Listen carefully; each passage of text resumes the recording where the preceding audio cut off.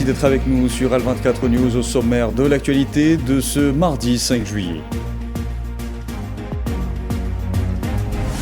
L'entité sioniste poursuit ses massacres à Gaza. Plus de 80 Palestiniens sont tombés en martyrs ce mardi, dont plus de la moitié attendaient de recevoir des aides humanitaires jugées insuffisantes par les agences onusiennes.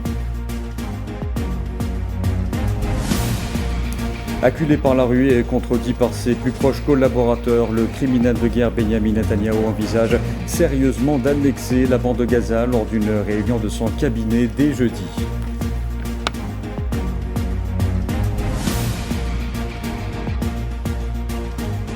Au Liban, le chef du Hezbollah, Cheikh Naïm Qassem, affirme que les appels au désarmement du mouvement ne servaient que l'entité sioniste.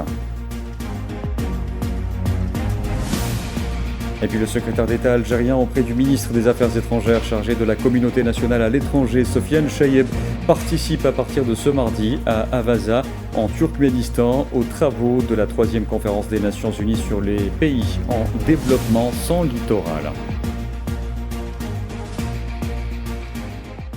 Bonsoir à tous. L'entité sioniste poursuit son agression génocidaire contre la bande de Gaza pour le 670e jour consécutif, faisant plus de 80 martyrs, dont plus de la moitié qui attendaient de recevoir des aides humanitaires, alors que 8 Palestiniens, dont un nourrisson, sont morts à cause de la famine engendrée par l'entité sioniste. Selon les autorités sanitaires palestiniennes, les corps de 52 martyrs et 352 blessés sont arrivés dans les hôpitaux de Gaza au cours des dernières 24 heures.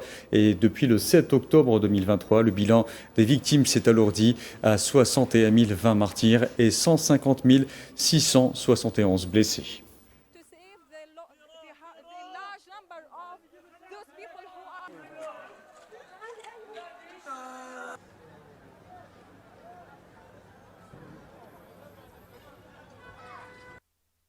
Et les forces de l'entité sioniste ont bombardé depuis ce matin différentes régions de la bande de Gaza, visant notamment des tentes de personnes déplacées et les rassemblements à proximité des centres dits de distribution des aides humanitaires. Le point de la situation avec Khaireddine Battache. 670e jour d'agression génocidaire sioniste sur la bande de Gaza. Les exactions quotidiennes commises par l'entité sioniste contre les civils palestiniens n'ont pas faibli depuis les premières lueurs du jour. L'on compte jusqu'à présent au moins 81 martyrs, dont 57 personnes parmi les demandeurs d'aide alimentaire. 30 martyrs ont été signalés dans un horrible carnage dans la région de Morag, près d'un centre de distribution au nord de l'enclave. Presque au même moment, l'hôpital Shifa recevait 25 corps de martyrs et 57 blessés dans la zone de Zekim. Parmi tous ces Palestiniens sacrifiés sur l'autel de la barbarie sioniste à Zekim, figurent des enfants au corps frêle et décharné, tués sans même avoir pu manger à leur faim. Direction la région de Soudania, des Palestiniens tout aussi affamés que leurs compatriotes tentent d'obtenir de la nourriture. 20 d'entre eux seront tués par des balles de l'armée d'occupation tandis que des dizaines ont été blessés. Un 670e jour de génocide que les sanguinaires sionistes auront commencé très tôt dans la nuit. Khan Younes a été la première à subir les bombardements sionistes qui ont ciblé des tentes de déplacés.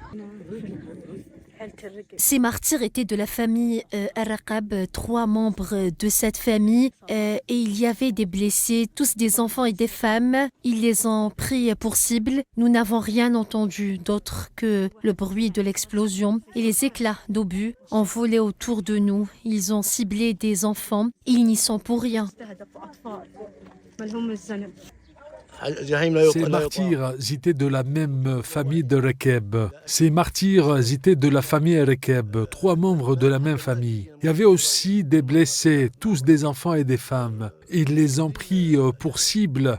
Nous n'avons rien entendu d'autre que le bruit de l'explosion et les éclats d'obus envolés autour de nous. Ils ont ciblé des enfants. Ils n'y sont pour rien. 5 âmes innocentes ont été arrachées à la vie dans cette énième attaque contre le sud de l'enclave palestinienne. En parlant de chiffres, selon le Bureau de la coordination des affaires humanitaires OCHA, environ 1500 Palestiniens sont tombés en martyrs dans la bande de Gaza depuis le mois de mai sous les bombardements des forces de l'entité sioniste alors qu'ils tentaient d'obtenir de la nourriture à proximité des points dits de distribution de l'aide humanitaire.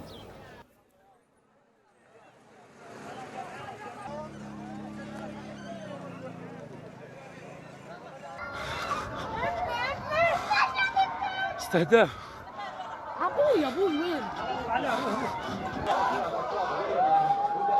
استهداف نقطة مياه لا إله إلا الله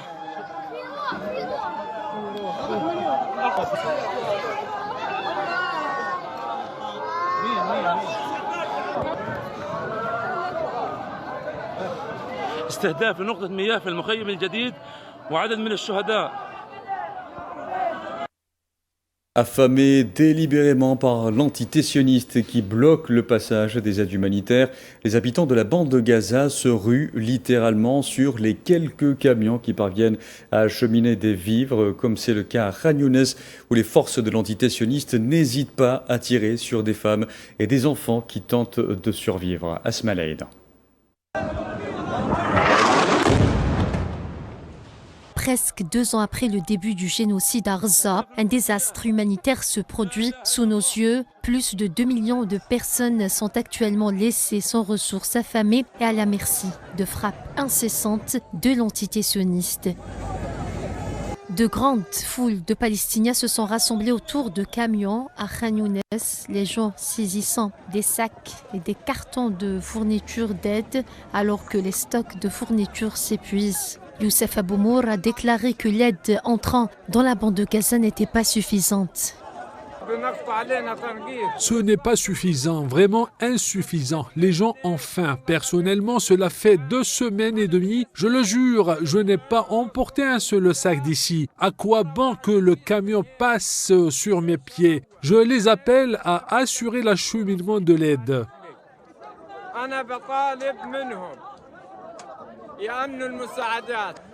Sur ces images, on voit des Palestiniens qui se bousculent et crient leur désarroi, tentant désespérément de ne pas rentrer chez eux, les mains vides. Leurs enfants affamés attendent leur retour, dans l'espoir de ne pas passer une énième nuit, le ventre vide.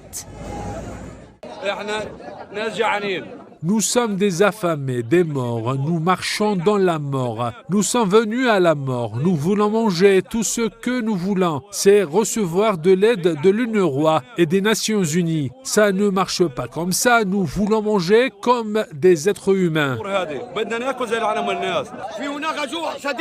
La faim est terrible, mais certaines personnes ne peuvent pas venir. Une personne a été forcée de venir. Nous avons 2 blessés et un martyr. Comment puis-je venir ici? Je suis venu prendre tout ce que je peux trouver à manger.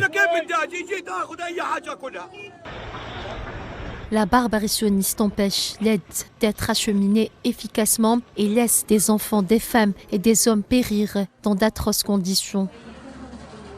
La bande de Gaza, qui compte environ 2,4 millions d'habitants, dépend quasiment entièrement de l'aide humanitaire. Toutefois, celle-ci a été totalement interdite depuis des mois par le bourreau sioniste, ce qui a entraîné une détérioration majeure de la situation humanitaire.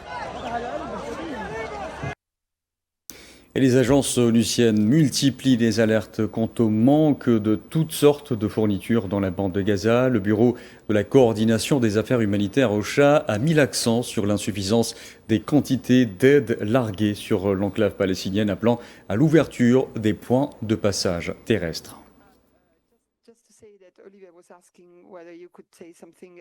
So while we have had some come in, it remains. Bien que nous ayons reçu une certaine aide, elle reste largement insuffisante par rapport aux besoins. J'espère que vous comprenez l'ampleur. La différence entre cette aide infime qui est arrivée et dont tout le monde s'attend à ce que je vous applaudisse et vous remercie, et les besoins immenses qui existent où des gens meurent littéralement chaque jour. C'est vraiment disproportionné. Je tenais donc à le dire. Mais encore une fois, nous avons accueilli favorablement ces pauses. Nous continuons de les accueillir favorablement. Nous ferons tout notre possible pour acheminer l'aide et la distribuer en toute sécurité.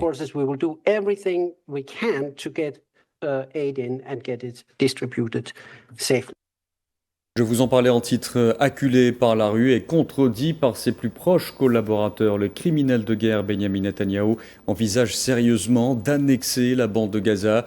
Essuyant les échecs sur le terrain, le Premier ministre de l'entité sioniste, sous le coup, pour rappel, d'un mandat d'arrêt international réuni son cabinet dès jeudi pour trancher. Safwan Ben Sabri. C'est un plan qui trouve ses sources dans l'essence même du sionisme, l'annexion totale des territoires palestiniens, y compris la bande de Gaza. Le plan, qui est présent dans l'espace politique sioniste depuis plusieurs décennies, est rarement verbalisé par les responsables de l'occupation. Netanyahou a déclaré lundi qu'il donnerait des instructions à l'armée pour suivre son agression à Gaza et garantir qu'elle ne représente plus de danger pour l'occupation. Selon plusieurs sources anonymes relayées par des médias tels que Haaretz, Netanyahou envisagerait une occupation totale de la bande de Gaza, y compris les zones où se trouvent des otages. Et ce, malgré l'opposition de l'armée sioniste qui craint l'exécution des otages et estime qu'éliminer l'infrastructure du Hamas nécessiterait plusieurs années. L'autorité palestinienne a, elle, dénoncé ces fuites sur l'occupation de Gaza et a appelé la communauté internationale à intervenir de toute urgence pour empêcher leur mise en œuvre, qu'il s'agisse d'une forme de pression ou de moyens de tester l'opinion internationale. En parallèle, plus de 550 anciens responsables sécuritaires sionistes ont pressé Donald Trump de pousser Netanyahou vers un cessez-le-feu dans un contexte de pressions internationales croissantes sur l'entité sioniste qui perd des points même dans la sphère occidentale. Malgré les réticences de l'armée, les protestations de l'opinion interne et les dénonciations sur la scène internationale, Netanyahou persiste dans ses crimes. Je vous le disais en titre, au Liban, le chef du Hezbollah, Cheikh Naïm Rassam, a affirmé ce mardi que les appels au désarmement du mouvement ne servaient que l'entité sioniste, alors que les États-Unis intensifient la pression pour que des mesures soient prises afin de retirer son arsenal. Le Hezbollah qui a rejeté tout accord renouvelé avec l'entité sioniste.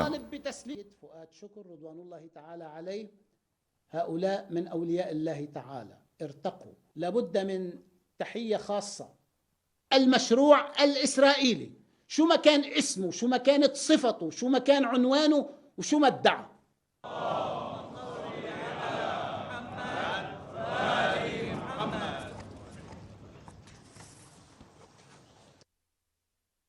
Allez, dans l'actualité africaine à présent, l'économie algérienne dans le vert et même plus selon un rapport récent du site spécialisé dans les analyses et classements continentaux. The African Exponent à l'Algérie est en tête du classement des 10 pays les plus riches d'Afrique au début de l'année 2025, enregistrant la plus forte croissance du produit intérieur brut parmi un total de 2,8 milliards de dollars de production économique globale du continent africain. En tant que l'une des 10 plus grandes économies d'Afrique, représentant plus de 76% du PIB du continent, l'Algérie a enregistré des gains significatifs grâce notamment à l'augmentation de la demande en combustibles fossiles et minerais.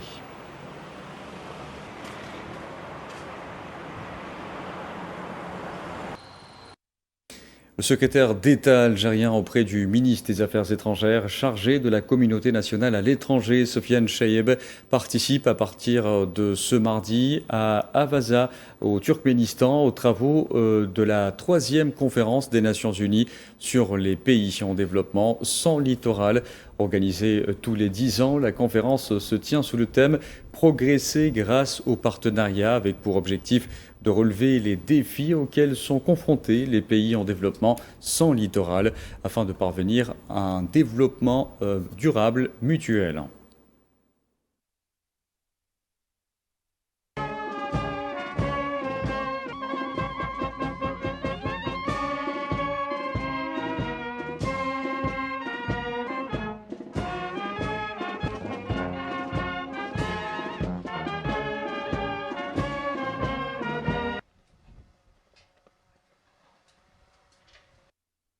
Et le président du Conseil présidentiel libyen, Mohamed El-Menfi, s'est entretenu ce mardi avec le secrétaire général de l'ONU, Antonio Guterres, en marge de sa participation à la 3e conférence des Nations Unies sur les pays en développement à Avaza, au Turkménistan. La réunion a porté sur les derniers développements politiques et sécuritaires en Libye, ainsi que des moyens de faire avancer le processus politique de manière à assurer la stabilité et à organiser des élections.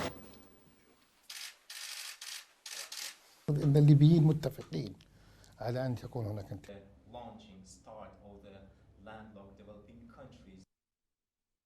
En parlant de développement en Afrique, au Lesotho, pays enclavé d'Afrique australe, l'industrie textile reste menacée malgré des allègements tarifaires américains. Sous pression face à une concurrence féroce, le pays voit des milliers d'emplois en danger. Le gouvernement cherche désormais des solutions pour éviter l'effondrement d'un secteur vital pour la région. Maria Chouyer. Au Lesotho, le secteur textile a peu de chances de rivaliser. La baisse de 15% des droits de douane américains sous l'administration Trump n'aura pas suffi. L'industrie peine toujours à rester compétitive. Résultat, des milliers d'emplois sont en péril.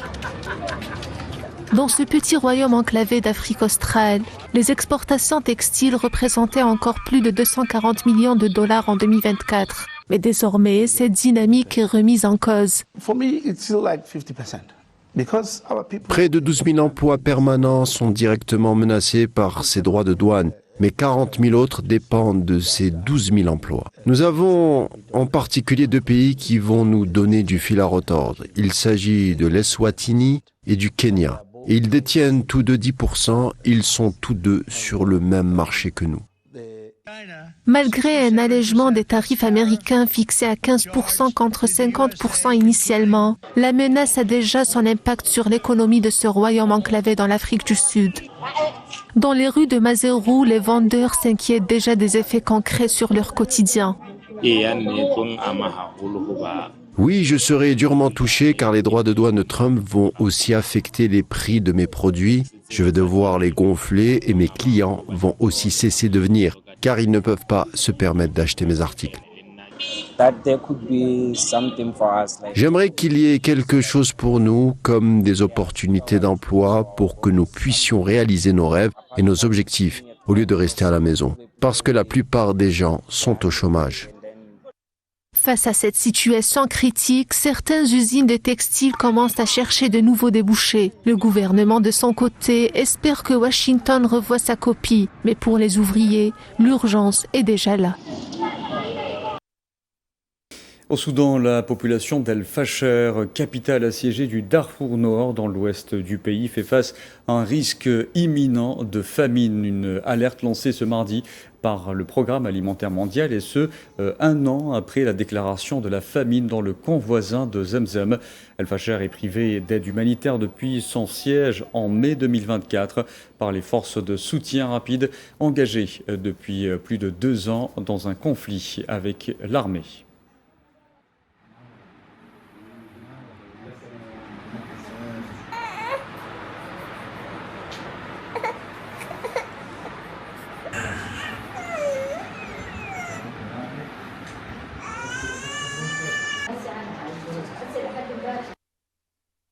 La Confédération marocaine des petites et moyennes entreprises a averti qu'environ 50 000 entreprises pourraient faire faillite cette année en raison de l'aggravation des difficultés économiques et de la détérioration du climat des affaires dans le pays. Dans son dernier rapport, la Confédération accuse le gouvernement d'Aziz Akhanouch d'abandonner les entreprises en difficulté en ignorant les propositions de soutien du patronat et même en occultant la réalité de la situation économique du pays aux organismes financiers régionaux et internationaux.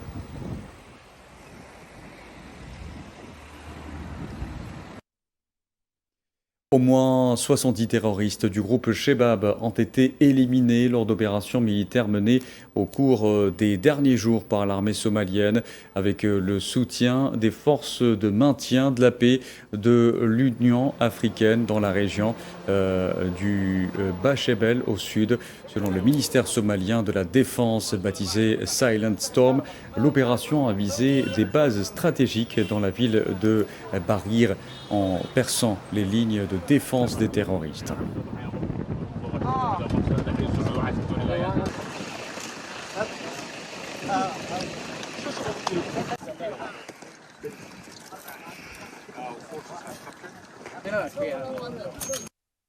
Allez, dans le conflit russo-ukrainien, à présent, la Russie a bombardé ce mardi une gare ferroviaire dans l'est de l'Ukraine avec des dizaines de drones tôt ce matin, faisant 2 morts et 13 blessés. Il s'agit de l'attaque la plus massive contre la ville de Lozova située dans la région de Kharkiv.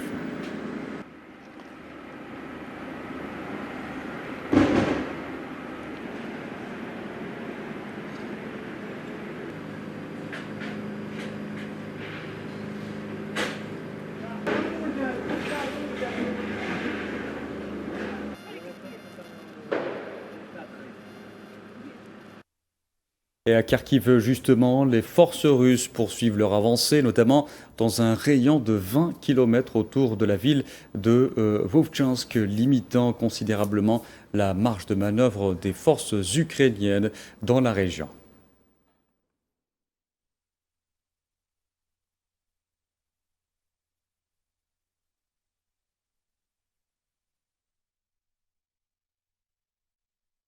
L'Inde a qualifié les dernières menaces tarifaires du président américain Donald Trump d'injustifiées et déraisonnables. Pour rappel, Donald Trump a menacé hier d'augmenter substantiellement les droits de douane sur les marchandises importées d'Inde sous prétexte que l'Inde cherchait et achetait et revendait du pétrole russe.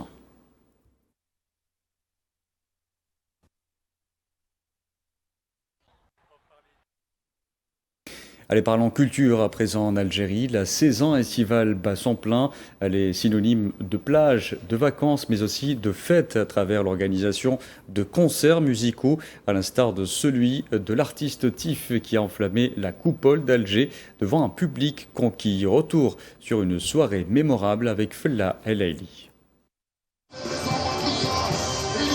Ambiance électrique à la coupole d'Alger. Sur scène, l'un des rappeurs algériens les plus écoutés de sa génération, Tif. Un public surexcité, impatient entre clameurs, chansons et immortalisation du moment. Téléphone à la main, une soirée à guichet fermé qui prouve l'attachement du public à ses artistes et à la scène musicale locale. Bon moment, déjà ma voix elle le fait montrer, c'est à couper le souffle. C'est genre un endroit déjà où tu peux danser normal, et déjà Tif c'est un musicien qui sait comment accorder les musiques de ce moment aux musiques traditionnelles d'avant. Tif c'est vraiment une personne que j'admire franchement. J'aime trop ses musiques, c'est magnifique, franchement j'ai plus de voix, tellement depuis tout à l'heure je crie à toutes ses chansons. Ça va être un concert inoubliable, une soirée inoubliable.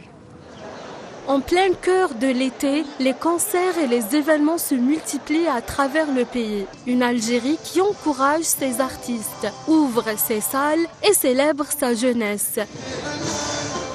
Ça fait 3 jours que je suis à Alger, on m'a dit il y a le concert de Tif, je suis venu tout de suite. On s'est organisé pour ça et ça fait plaisir parce qu'il y a de plus en plus de choses à faire. Avant, quand j'étais petit, il n'y avait que la mer. On va se baigner à la mer, on joue là-bas, c'est tout, ça s'arrête là. Maintenant, on commence à avoir plus de sorties, même en famille. Il y a beaucoup de personnes qui sont en famille ici, ça reste un bon endroit, assez de respect et tout ça. Donc ça fait plaisir.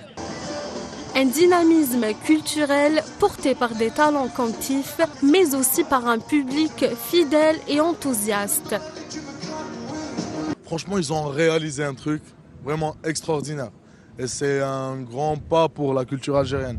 Et je suis vraiment fier de toute l'équipe, de toute l'organisation. Vraiment, ils étaient au top. Et ça donne beaucoup d'espoir à beaucoup d'artistes algériens. Ce concert de Tif n'est pas seulement un événement musical, c'est aussi un symbole, celui d'une jeunesse algérienne connectée, présente et créative. Une jeunesse qui veut vivre et célébrer sa culture, chez elle, en Algérie, mais surtout ensemble. Voilà, et c'est la fin de ce journal. Merci à vous de l'avoir suivi. Vous pouvez revoir ce programme sur le site d'Al24 News ou à travers nos différentes plateformes en scannant le QR code qui s'affiche en bas de votre écran. Excellente soirée à tous.